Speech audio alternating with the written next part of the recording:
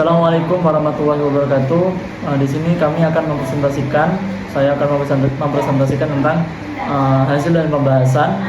Yang pertama yaitu pengertian dari etika komunikasi atau etkom di media sosial itu sendiri. Baik, etkom, etika komunikasi di media sosial itu merujuk pada prinsip moral yang mengatur cara orang untuk berinteraksi.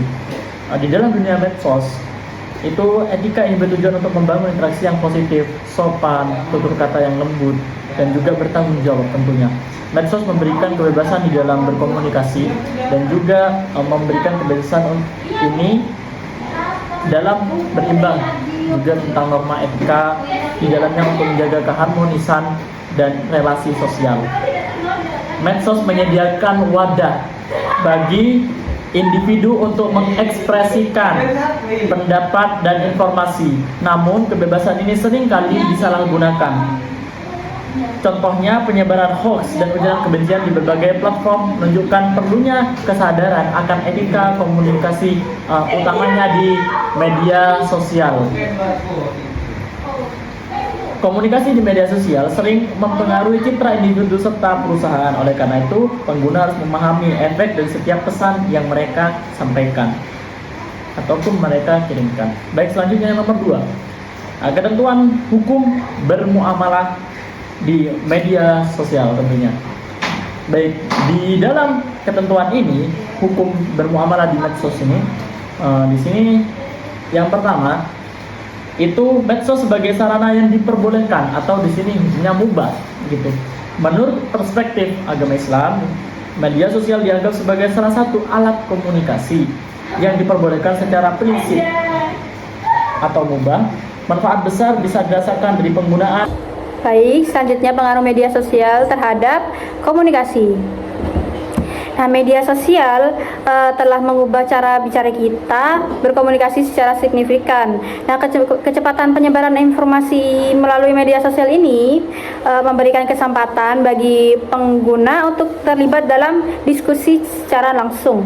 Namun tanpa adanya kontrol etis yang memadai, hal ini juga bisa menyebabkan masalah seperti penyebaran informasi yang salah, ujaran kebencian, dan juga perundungan cyber, yaitu cyberbullying. Sebuah penelitian mengungkapkan bahwa 40% remaja mengalami berbagai bentuk perundungan daring yang dapat memberikan dampak psikologis yang serius bagi mereka. Nah, dari sudut pandang bisnis, media sosial ini juga memiliki peran penting dalam membangun merek dan hubungan dengan konsumen. Komunikasi yang tidak etis ini dalam dunia bisnis dapat merusak kepercayaan konsumen dan berdampak negatif pada perusahaan dalam jangka panjang. Penelitian ini menunjukkan bahwa memiliki reputasi yang baik dapat meningkatkan loyalitas pelanggan, sedangkan reputasi yang buruk dapat berakibat hilangnya pelanggan. Nah, selain itu, media sosial ini juga berfungsi sebagai alat untuk advokasi sosial. Banyak gerakan sosial yang berhasil mengumpulkan dukungan melalui kampanye di media sosial yang menunjukkan dampak positif dari komunikasi etis untuk mendorong perubahan sosial. Lalu selanjutnya, dampak pelanggaran etika komunikasi di media sosial. Nah, pelanggaran etika komunikasi dalam media sosial ini dapat menimbulkan sejumlah dampak negatif bagi individu maupun masyarakat. Menurut etika komunikasi Islam, tindakan seperti menyebarkan fitnah, berkata kasar, atau membongkar aib orang lain adalah hal yang dilarang secara moral maupun secara religius. Pelanggaran ini dapat merusak reputasi individu baik secara nyata maupun di dunia nyata, dan dalam beberapa kasus bisa mengarah kepada tindakan hukum. Jumlah kasus hukum terkait pencemaran nama baik di media sosial ini terus meningkat. menekankan pentingnya mematuhi etika komunikasi. Nah, dalam dunia bisnis, pelanggaran etika mampu mengakibatkan hilangnya kepercayaan konsumen. Citra perusahaan yang ternoda akibat komunikasi yang tidak profesional atau tidak etis dapat mempengaruhi penjualan serta hubungan bisnis di masa depan. Selain itu, dampak jangka panjang dari pelanggaran etika dapat berupa penurunan nilai saham dan kesulitan untuk menarik pelanggan, menarik investor juga. Dampak sosial dari pelanggaran etika juga dapat meluas lebih jauh ketika pengguna menyaksikan contoh perilaku yang tidak etis di media sosial.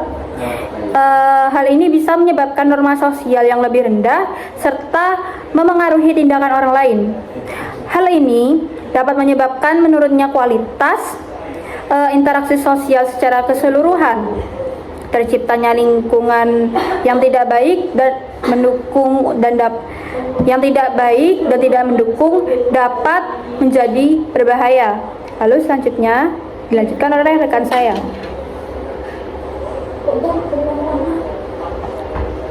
Terima kasih. Nah, selanjutnya di sini saya akan menjelaskan tentang cara menerapkan etika komunikasi di media sosial.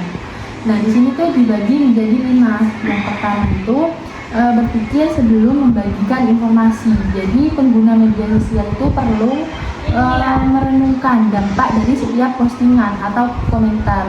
Terus melakukan pemikiran kritis sebelum membagikan informasi yang bisa membantu mereduksi penyebaran informasi yang salah dan mencegah konflik ini. Nah, terus kemudian di sini yang kedua ada menggunakan bahasa yang sopan dan baik. Nah, komunikasi yang etis di media sosial ini harus dilakukan dengan bahasa yang santun. Nah, bahasa yang baik mencerminkan rasa hormat dan merupakan etikat baik dalam berinteraksi, menghindari penggunaan kata-kata kasar atau menghina dapat membantu menciptakan suasana yang lebih positif. Terus yang ketiga di sini ada menghargai pendapat yang berbeda. Nah, media sosial adalah platform yang menampilkan beragam pandangan yang ditekankan pentingnya menghormati pendapat orang lain dan tidak melakukan serangan pribadi sebagai bagian dari etika komunikasi yang harus dipelihara. Terus yang keempat di sini ada melaporkan konten yang tidak etis. Nah, jika menemukan konten yang melanggar etika, pengguna dapat menggunakan fitur pelaporan di platform media sosial agar media platform dapat menangani masalah dengan cepat dan tepat. Terus yang kelima di sini ada edukasi diri dan orang lain. Nah, mendidik diri dan orang lain tentang etika komunikasi yang baik bisa menjadi langkah proaktif untuk menciptakan budaya komunikasi yang positif. Terus yang terakhir di sini ada peran platform media sosial dalam mendorong etika komunikasi. Di sini dibagi menjadi 6 juga, jadi 6. Nah, selain tanggung jawab individu, platform media sosial juga sangat berperan dalam menjaga etika komunikasi di dunia digital. Nah, yang pertama itu ada menegakkan kebijakan yang jelas. Nah, penyedia platform seperti FB, Instagram, dan Twitter harus memiliki kebijakan yang terang dan transparan mengenai konten yang diperbolehkan. Terus yang kedua ini ada fitur laporan yang efektif. Nah, penyedia platform perlu menawarkan mekanisme yang mudah bagi pengguna untuk melaporkan konten yang melanggar etika. Terus yang ketiga di sini ada edukasi pengguna. Edukasi ini bisa dijelaskan salah satu elemen yang penting dalam membangun etika komunikasi yang baik. Penyedia platform bisa meluncurkan kampanye edukasi yang mendorong pengguna untuk menerapkan etika komunikasi yang positif. Nah, terus yang keempat di sini ada menciptakan alat untuk verifikasi fakta. Nah, platform media sosial juga berperan dalam menghentikan penyebaran hoax dan misinformasi dengan penyediaan alat verifikasi fakta. Terus yang kelima di sini ada memfasilitasi diskusi yang konstruktif.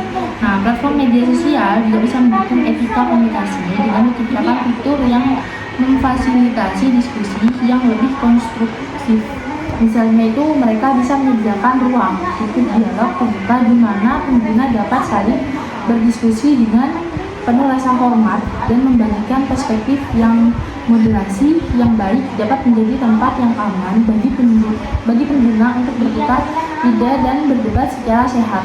Terus di sini yang terakhir ada menjaga keberagaman suara. Nah, platform media sosial perlu berkomitmen untuk menjaga keberagaman suara dan menghindari bias algoritma yang bisa mengekspos informasi yang tidak seimbang dengan memastikan bahwa beragam pandangan dan pengalaman terdengar. Platform bisa membantu menciptakan diskusi yang lebih kaya dan mendalam. Hal ini juga mendorong pengguna untuk menghargai perspektif yang berbeda dan terlibat dalam komunikasi yang instruktif. Sekian, terima kasih.